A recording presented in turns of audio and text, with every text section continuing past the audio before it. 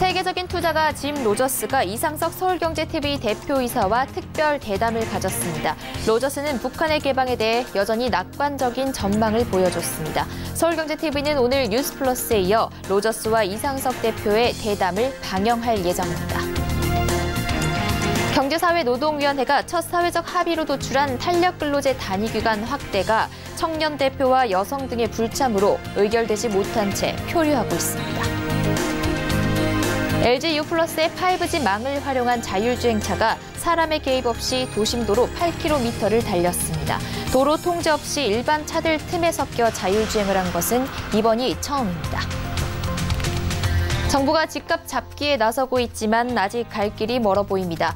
문재인 정부 들어 서울 아파트값 누적 상승률은 12%가 넘는 데 반해 내림폭은 1%도 채 되지 않는 것으로 나타났습니다.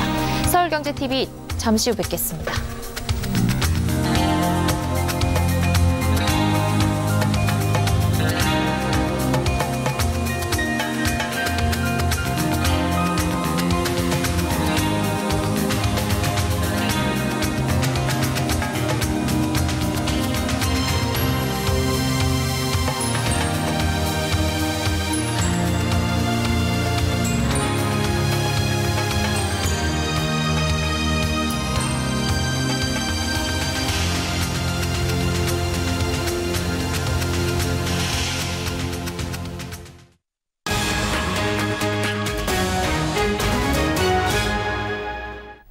시청자 여러분 안녕하십니까? 생뉴스플러스 양한나입니다.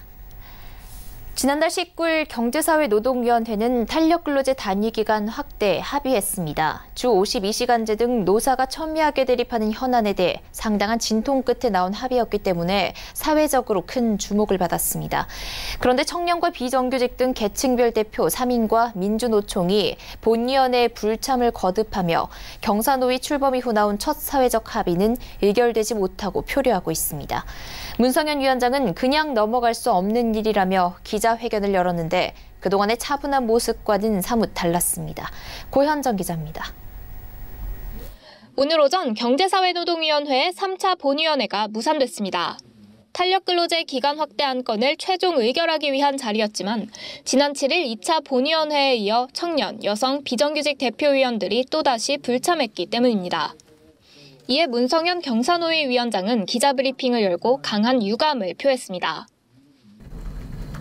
대통령이 주관하는 사회적 대화 보고회가 무산됐고 또 본위원회 참석 약속을 했으면서도 두 번이나 참석하지 않은 이런 상황에 대해서 저희 위원회는 대단히 엄중하게 상황을 인식하고 있습니다. 사실관계를 바탕으로 적극 대응하기로 오늘 위원회에서 의견을 모았습니다. 그러면서 문 위원장은 탄력근로제 단위기간 확대에 대한 의제별위원회와 운영위원회 합의 결과를 국회에서 존중해 입법해달라고 요청했습니다. 그간 신중한 입장을 유지해왔던 문 위원장이지만 오늘은 현재 본위원회를 보이콧하고 있는 3인의 성명서 속 주장에 하나하나 반박했습니다. 2차 본위원회 이후에 세 분께서 공식적으로 재논의를 요구한 바가 없습니다. 경사노위는 현재 18명으로 구성돼 있는데 제적위원 3분의 2 이상이 출석하고 출석위원 3분의 2 이상이 찬성해야 본위원회 의결이 되는 구조입니다. 이때 노동자, 사용자, 공익위원이 각각 절반 이상 반드시 출석해야 하는데 민주노총과 계층별 노동자 대표 3인이 불참하면서 그간의 논의가 무산되는 상황이 되고 있습니다. 이에 경사노위는 그동안 의제별위원회에서 합의가 나왔어도 본위원회 의결을 거치도록 해왔지만 이는 관행일 뿐 법으로 강제된 사항은 아니라며 위원회 운영 방식을 개편하겠다는 뜻을 밝혔습니다. 또 문 위원장은 대부분의 경사노위 위원들이 아무 일 없었다는 듯이 넘어갈 수 없다는 데 뜻을 같이 하고 있다며 필요하다면 법 개정 절차까지 거치겠다는 강경한 입장을 내놨습니다. 그러면서 조만간 4차 본위원회 일정이 잡힐 것이라고 덧붙였습니다. 서울경제TV 고현정입니다. LG U+의 5G망을 활용한 자율주행차 시연 행사가 열렸습니다. 자율주행차가 5G 상용망을 통해 복잡한 도심 도로를 달린 건 이번이 처음입니다. 서울숲에서 출발한 자율주행차가 사람의 개입 없이 스스로 달려 강변북로 올림픽대로를 지나 다시 서울숲으로 돌아오는 8km를 약 25분 동안 주행했습니다. 이보경 기자가 직접 타봤습니다. 운전자가 손을 대지 않아도 핸들이 스스로 돌아갑니다. 영동대교 합류 지점에서는 빠르게 지나다니는 차들의 흐름에 맞춰 차선에 자연스럽게 합류하고 끼어들기도 차선 변경도 척척입니다. 또 도로 정보를 실시간으로 받아들여서 정체가 심한 서울숲 북측 입구 대신 후문 주차장으로 주행 경로를 변경해 주행하고 과속 방지턱도 스스로 속력을 줄여 부드럽게 넘어갑니다. 5G 상용망을 활용해 통제되지 않은 복잡한 도심도로에서 일반 차들 틈에 섞여 자율주행을 한 것은 이번이 처음입니다. 자율주행을 하기 위해서는 자차의 위치가 중요합니다. 이러한 자차의 위치를 그동안은 GPS라는 센서를 사용했는데 5G 통신을 이용하게 되면 정확한 위치를 굉장히 빠른 속도로 알 수 있어서 자율주행을 하면서 고속주행도 가능합니다. 오늘 시연을 통해 소개된 기술은 운전자의 개입 없이 스스로 주행 가능한 4단계 자율주행 기술입니다. 사람이 타지 않고도 움직일 수 있는 5단계 완전 자율주행도 기술적으로 1, 2년 안에 가능할 것이라고 연구진은 설명합니다. 자율주행차가 상용화되면 교통체증 해소와 안전사고 예방 등 사회 문제 해결에 크게 기여할 수 있을 것으로 기대됩니다. 서울경제TV 이보경입니다. 문재인 정부가 들어선 지 1년 10개월이 지났지만 서울 아파트 가격이 안정되기엔 갈 길이 먼 모습입니다. 그동안 집값이 12%나 올랐는데 떨어진 건 1%에 불과합니다. 지금도 3개월 넘게 하락세를 나타내고 있지만 여전히 부족한 모습입니다. 정창신 기자입니다. 서울 아파트값이 지난해 11월 이후 17주 연속 하락하고 있습니다. 한 달로 보면 많게는 0.4%, 적게는 0.1%가량 집값이 떨어지는 모습입니다. 집을 여러 채 소유하지 못하게 대출을 막은 정부의 9.13 대책 때문입니다. 감정원에 따르면 서울 아파트 매매 가격은 지난해 12월부터 하락을 시작했습니다. 이때부터 지난달까지 누적 하락률은 마이너스 0.95%. 그렇다면 문재인 정부 들어 얼마나 올랐을까? 2017년 5월부터 2018년 11월까지 누적 상승률은 12.01%. 12% 넘게 오른 서울 아파트값이 1%도 채 떨어지지 않은 겁니다. 업계에선 당분간 하락세가 이어질 것으로 전망하고 있습니다. 대출 규제 등으로 하향 안정 추세를 이어갈 것으로 보이는데 4월 말 공시가격 발표와 과세 기준일인 6월 사이에 다주택자의 매물 출시로 한 차례 더 가격 조정폭이 커질 수 있겠습니다. 다만 일부에선 4월 아파트값 공시가격 확정 이후 다주택자들이 매물을 쏟아낼 경우 저가 매수세가 유입되면서 집값 하한선을 회복할 여지가 있다는 예상도 나옵니다. 지난 2008년 글로벌 금융위기 땐 서울 아파트값이 얼마나 떨어졌을까? 2008년 9월 15일 파산한 리먼브러더스 여파는 곧바로 시장에 반영됐습니다. 2005년 11월부터 35개월 연속 상승해 38.87% 오른 서울 아파트값이 2008년 10월부터 마이너스로 돌아선 겁니다. 당시 6개월간 이어진 하락세는 누적 마이너스 4.29%를 기록했습니다. 서울경제TV 정창신입니다. 세계적인 투자가로 손꼽히는 짐 로저스가 지난 8일 저희 서울경제TV를 방문해 이상석 대표이사와 특별 대담을 가졌습니다. 로저스 회장은 2차 북미 정상회담이 하노이 선언 없이 끝났지만 북미 관계 개선과 북한의 개방에 대해 여전히 낙관적인 전망을 보여줬습니다. 뉴스플러스 이후 6시 30분부터 방영될 짐 로저스와의 대담을 이소영 기자가 요약해봤습니다. 지난 8일 세계적 투자자인 짐 로저스 홀딩스 회장이 서울 상암동 서울경제TV 메인 스튜디오를 찾았습니다. 아난티 이사회 참석차 지난 5일 방한한 이후 바쁜 일정을 보내던 와중이었습니다. 이상석 서울경제TV 사장과의 특별대담에서 로저스 회장은 지난 2월 28일 2차 북미 정상회담 결렬에도 여전히 북한을 기회의 땅으로 본다고 밝혔습니다. North Korea was destroyed. It was ruined by communism. But the result is very cheap disciplined, educated labor with lots of natural resources, huge amounts of natural resources in the north, on the Chinese border, and in the discovered. 특히 로저스 회장은 2007년과 2013년 지난 두 차례의 방북 경험을 회고하며 북한 스스로가 변화를 열망하고 있다는 점에서 북한을 긍정적으로 내다본다고 설명했습니다. Now the signs say economy, let's get rich. So now the emphasis, everybody in North Korea wants to live like you do. They don't want to live in North Korea. 로저스 회장은 또 농업을 가장 유망한 분야로 보고 있다는 점도 거듭 강조했습니다. But if you bring in fertilizer, tractors, machines, seeds, North Korean agriculture could grow by leaps and bounds. 한국이 경기 둔화로 위기론이 나오고 있는 데 대해서도 대북 경협이 완충작용을 할 것이라고 내다봤습니다. China's trying to reduce its debt, which means it has to slow down. It's one of your first or second largest trading partner, so that's going to affect you. You will be less badly affected because as this frontier opens up, there's a huge frontier in the north where lots of activity is going to take place. And so in the world. 북한 외에 그가 주목하는 국가는 어딜까? 짐 로저스의 시선은 베네수엘라로 향했습니다. 짐 로저스는 베네수엘라는 현재 경제적 재난에 빠져 있지만 경험에 비추어 볼 때 더 나빠지지 않을 것이라며 5년이 지나면 행복한 상황을 맞이할 것이라고 전망했습니다. 서울경제TV 이소연입니다. 아파트 값이 지난해만큼 오르지 않고 정부가 무주택자에게 더 많은 청약 당첨 기회를 주는 제도를 시행하면서 수도권에서 새 아파트를 분양받기가 한결 수월해진 것으로 나타났습니다.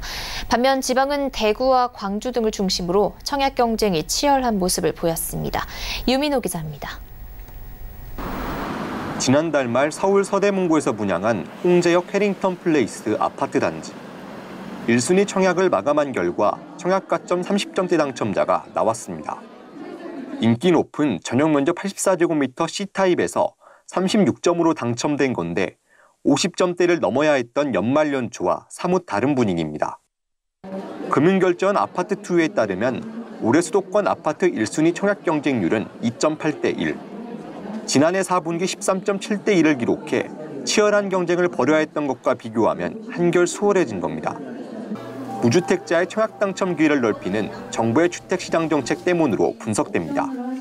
청약자의 입장에서는 종전보다 부양가족 수 계산이나 무주택자 자격 요건이 까다로워졌기 때문에 전반적인 가소유자들이 과거보다는 감소하면서 반면 지방은 청약 경쟁이 치열합니다.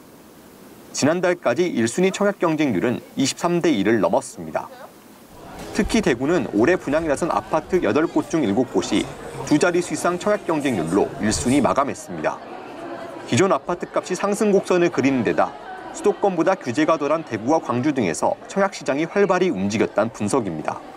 다만 지방은 국지적으로 달아올랐을 뿐 일부 지역을 제외하고는 미분양 증가 등 시장 침체가 이어지는 중입니다.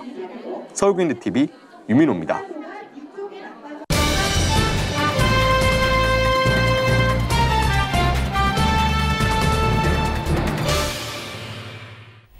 현대자동차 그룹이 강남에 건설할 글로벌 비즈니스 센터 GBC 개발을 위해 외부 투자자 유치에 나섰습니다. 기존엔 그룹 차원에서 자금을 조달하기로 했는데 해외 투자자들과의 공동 개발에 나서기로 방향을 튼 겁니다. 왜 이런 선택을 하게 됐을까요? 자세한 이야기 경제산업부 김혜영 기자와 나눠보겠습니다. 김 기자, 우선 이 GBC가 어떤 건지 설명을 좀 해주시죠. 네, GBC는 글로벌 비즈니스 센터를 뜻합니다. 현대차그룹의 오래된 수건 사업 중 하나인데요. 지난 2014년도에 현대차그룹은 한전 부지 삼성동을 10조 원에 사들였던 일이 있었는데 여러분들 기억하실 겁니다. 바로 이 자리에 신사옥과 호텔 등 총 105층 규모의 건물을 짓겠다라는 계획인데요. 현대차는 올해 착공에 들어가서 2023년에 완공을 목표로 하고 있습니다. 네, 그러면 현대차그룹의 GBC 건설에 외부 투자자들이 참여를 한다는 건가요? 네, 현대차그룹이 GBC 건설을 위해서 이 외부 자금 수혈에 나섰습니다. 공동개발 승부수를 띄운 건데요. 당초에는 원래 그룹 내에서 자금을 조달하기로 했었습니다. 부지를 살 때도 마찬가지였죠. 현대차와 현대모비스 그리고 기아차가 나눠서 부담을 했었는데요. 건설 역시 이런 방안을 검토해 왔었습니다. 자체적으로 자금 조달을 하기로 했었는데 그러나 최근 들어서 그 방향을 좀 틀었습니다. 외부에서 자금을 수혈해 오겠다, 투자 유치에 나선 건데요. 국내의 투자자들을 유치해서 공동 개발을 하기 위해서 지금 현대차 그룹은 물밑 작업이 한창입니다. 아직 세부적인 사항이 결정되지는 않았지만 특수목적 법인을 설립해서 아마 이런 방안들을 검토하고 있는 것으로 알려지고 있습니다. 네, 그럼 기존의 방향을 전면 수정하면서 이렇게 투자자들을 유치를 하는 어떤 전략적 이유가 있을까요? 네, 분명 전략적인 판단이 깔려 있는 모습인데요. 건설비를 아끼는 대신에 미래차 투자를 하기 위한 실탄을 확보하겠다라는 겁니다. 지금 신산업 건립에만 한 3조 7천억 원 정도가 들어갈 것으로 보이는데요. 참 어마어마한 금액이죠. 쉽게 말해서 부동산을 짓는 데 쓸 이 돈을 수소차나 수소 전기차 그리고 커넥티드카 등의 미래차 개발을 하는데 좀 쓰겠다라는 방안으로 보이고요. 현재 자동차 산업이 굉장한 격변기에 놓여 있습니다. 일단은 차가 잘 안 팔리죠. 업황은 부진하고요. 당연히 이렇다 보니 실적은 악화될 수밖에 없습니다. 실제로 지난해 현대차그룹은 영업이익이 크게 줄어들었는데요. 반면에 미래차에 대한 수요는 상당히 커지고 있습니다. 글로벌 업체들이 앞다퉈서 전기차와 수소차, 커넥티드카 등 미래차 개발에 열을 올리고 있는 이유기도 하고요. 그런데 이런 상황에서 현대차그룹이 부동산을 짓는데 이렇게 어마어마한 자금을 쓴다는 게 과연 건설적인가? 현대차그룹 내부에서 굉장히 많은 논의가 있었던 것으로 보이고요. 아마 전략적인 판단이 제대로 깔려 있는 모습입니다. 결국 수소차 등 이런 혁신 기술들, 미래차 개발을 위한 미래차 시장을 선점하기 위한 기술 개발에 조금 더 열을 올리겠다. 이런 보관으로 읽힙니다. 네, 그러니까 미래차 시장 선점에 집중을 하기 위해서 이 자체 개발보다는 투자자들과 공동 개발을 하겠다라는 건데 네. 여기에 대해서 시장 반응은 어떻습니까? 시장에서는 굉장히 반기고 있습니다. 투자자들의 우려가 모두 불식이 되는 모습입니다. 2014년도에 한전 부지를 사들일 때도 많은 투자자들이 우려를 나타냈습니다. 이렇게 천문학적인 자금을 들이는 게 과연 맞는 것인가 곱지 않은 시선들이 상당했는데요. 실제 미국계 헤지펀드죠. 엘리엇에서 날선 비판을 쏟아냈었습니다. 가뜩이나 자동차 업황이 좋지 않은데 이런 금액을 들일 때가 아니다. 이런 우려를 내놓곤 했었는데요. 이런 시장의 우려를 현대차그룹에서 깨끗하게 씻어내는 모습입니다. 또한 공동개발을 통해서 가치 상승도 일어날 것이다. 이런 분석도 나오고 있습니다. 굵직굵직한 투자자들이 참여를 하게 된다면 GBC 자체의 가치가 좀 상승하는 그런 부수적인 효과도 누려볼 수 있다라는 분석들이 좀 나오고 있고요.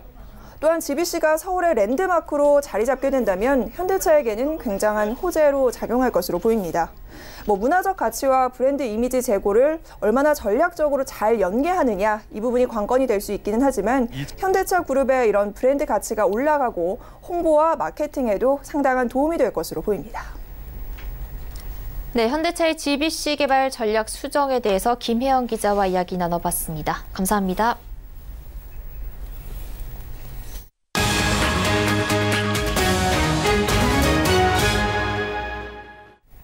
사모펀드에 투자하기 위해서는 일반적으로 1억 원 이상의 최소 투자 금액이 필요합니다. 여러 사모펀드의 분산 투자는 공모펀드인 사모 재간접펀드마저도 최소 투자 금액이 500만 원으로 설정돼 개인 투자자들의 투자가 어려웠습니다. 그런데 어제 금융위원회의 규제 개선으로 사모 재간접펀드의 최소 투자 금액 요건이 사라져 소액으로도 사모펀드에 투자할 수 있는 길이 열렸습니다. 김성훈 기자입니다. 앞으로는 일반 펀드에 투자하듯 만 원가량 밥값 정도의 소액으로도 사모펀드에 투자할 수 있게 됩니다. 금융위원회는 최근 현장 혁신형 자산운용 산업 규제 개선 50개 현장 불편 규제 혁신 계획을 발표하고 기존 500만 원이던 사모 재간접 펀드의 최소 투자 금액 요건을 없애기로 했습니다. 사모 재간접 펀드란 여러 개의 사모펀드에 분산 투자하는 형태의 공모펀드로 일반 투자자들도 사모펀드에 투자할 수 있도록 만든 상품입니다. 지난 2017년 5월 사모펀드에 대한 문턱을 낮추기 위해 만들어졌으며 현재 4개의 운용사가 2천억 원 규모로 운용하고 있습니다.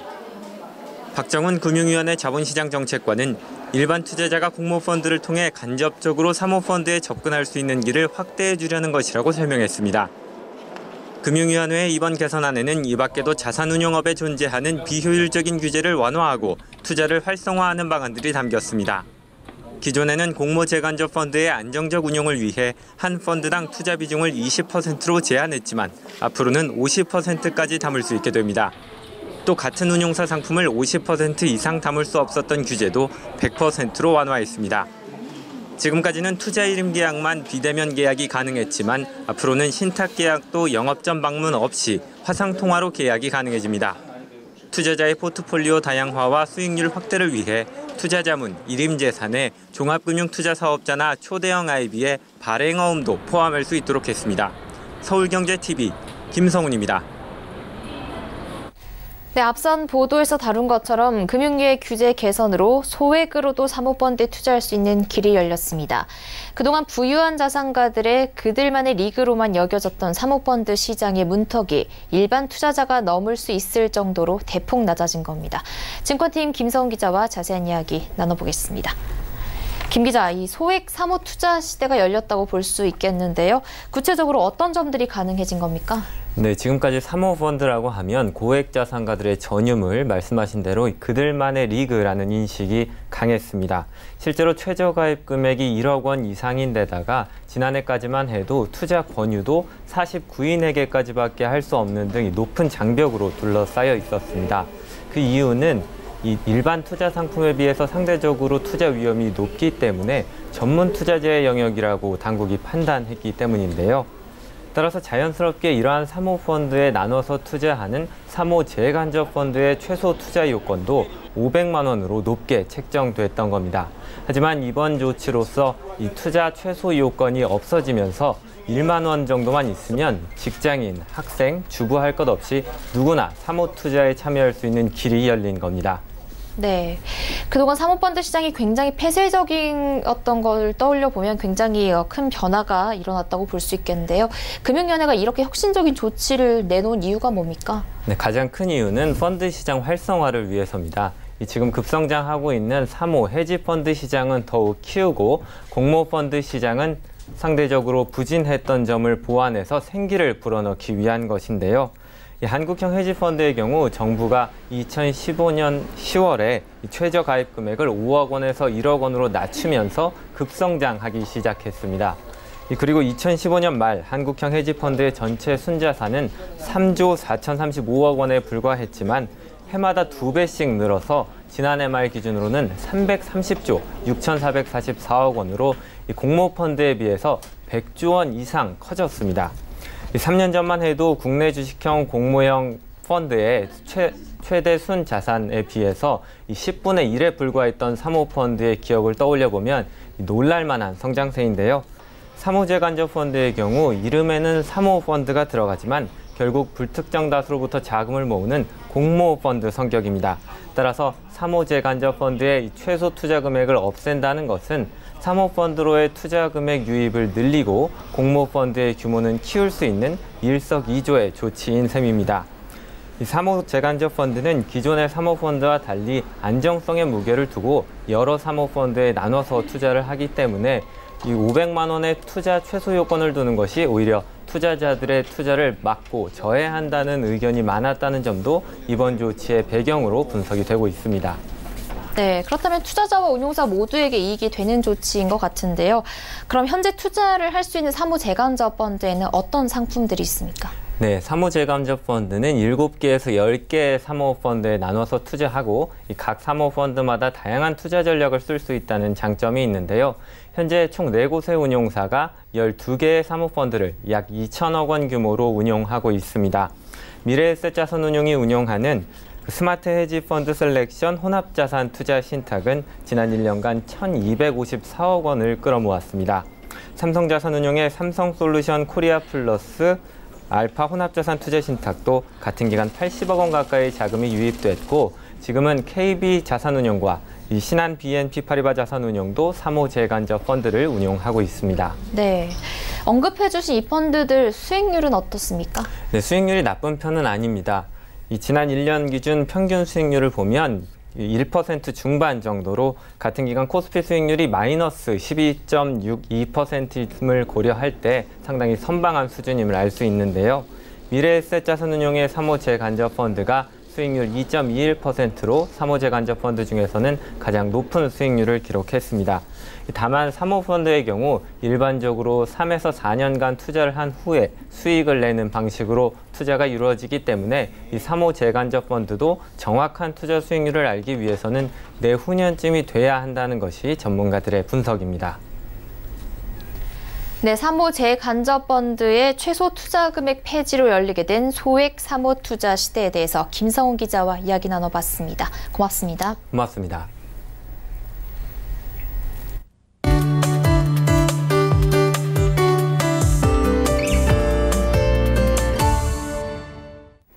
지난주 사상 최악의 미세먼지가 한반도를 뒤덮었습니다. 사상 처음으로 미세먼지 비상 저감 조치가 5일 연속 내려졌을 정도로 상황이 심각했는데요.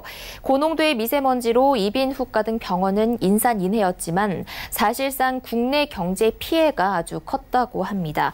이런 가운데 참고하면 좋을 만한 하나의 사례가 있습니다. 바로 우리처럼 이 미세먼지로 인도네시아와 갈등을 겪었던 싱가포르가 그 문제를 성공적으로 해결했다고 합니다. 오늘은 이 싱가포르의 미세먼지 대응에 대해서 방기성 K웨더 예보센터장과 이야기 나눠보겠습니다. 안녕하세요. 네, 안녕하세요. 네, 센터장님, 인도네시아와 싱가포르는 이 미세먼지 분쟁이 어떻게 일어나게 됐습니까? 인도네시아와 싱가포르는 중국과 우리나라하고 상당히 비슷합니다. 인도네시아에서 팜유나 종이를 만들기 위해서 대규모로 숲을 태우면서 미세먼지가 기승을 부리는 국가가 되었고요. 그 인근에 있는 싱가포르는 엄청난 산업과 건강에 피해를 입고 있죠. 경제에 가장 큰 영향을 준 것은 관광업으로 미세먼지가 극성을 부리자 싱가포르를 찾는 관광객이 야외이진 경우 최대 40%까지가 줄어들었고요. 싱가포르 대표 관광지 중 하나인 센토사의 경우 방문객이 20% 감소했다고 하죠. 두 번째로는요, 미세먼지가 심해지면서 소비자들이 집에서 시간을 보내게 되고 그래서 소비가 줄어들면서 유통업이 타격을 받았다고 합니다. 한 레스토랑의 경우 매출이 35%까지 줄어들었고 맥도날드, KFC 등은 배달 서비스를 중단하면서 매출이 상당히 줄어들었습니다. 또 미세먼지가 심해지면서 국민들의 건강 경제 비용이 상당히 증가하고 있다.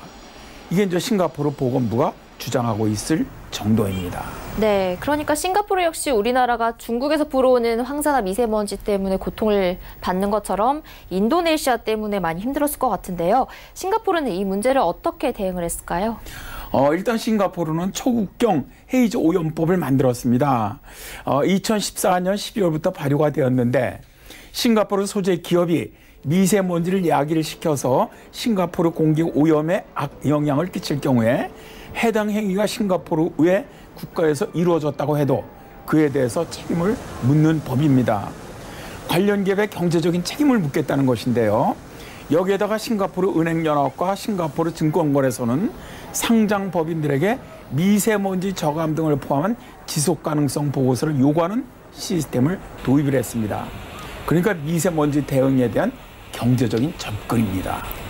네, 이외에도 또 싱가포르가 다양하게 이 미세먼지 대응 정책을 수행을 해오고 있다면서요? 네, 그렇습니다. 인도네시아 미세먼지로 인해서 의료기관을 찾는 환자 수가 약 15에서 20% 정도 증가했다고 싱가포르 보건부가 발표를 했는데요. 미세먼지로 인한 알레르기성 비염, 천식, 기관지염, 만성 폐쇄성 폐질환 등의 환자들에게 비용 보조 정책을 시행하고 있습니다. 미성년자와 노인 그리고 저소득층에게 거의 대부분의 비용을 국가에서 부담하는 것이죠. 여기에 더해서 혼자 살거나 질환을 갖고 있거나 노년층이거나 거동이 어려운 시민 등 사회 취약층에게 미세먼지 마스크, 라면, 음료, 통조림 식품, 비타민C, 점안액 등으로 구성된 위케어 패키지를 배포하고 있습니다. 또 기타 저소득층으로 분류된 사람들은 문화회관에서 미세먼지 마스크를 무료로 수령을 합니다. 싱가포르 정부는 미세먼지 대책에 철저히 경제적으로 접근을 했는데요. 국민들이 지불해야 할 건강 비용보다 정부에서 적극적으로 미세먼지 마스크를 무료로 지급하고 병원비를 대신 내주는 것이 훨씬 이익이라고 생각하는 것이죠. 또 여기에 싱가포르는 미세먼지를 만들어내는 열대우림 화재 진압을 위해서 인도네시아의 화재 진압 인력 인공광우용 항공기, 소방 헬기 등의 제공을 해서 자국의 피해를 최소화하기 위한 노력도 병행하고 있습니다. 이런 노력으로 인도네시아도 책임이 없다고 하던 자세에서 지금은 책임을 인정하고 미세먼지를 줄이는 노력을 시작했다고 합니다. 네, 싱가포르의 인도네시아발 미세먼지 대응 전략을 우리나라도 잘 참고해보면 좋을 것 같다는 생각이 듭니다. 지금까지 K웨더 방기성 예보센터장과 함께했습니다. 말씀 감사합니다. 네, 고맙습니다.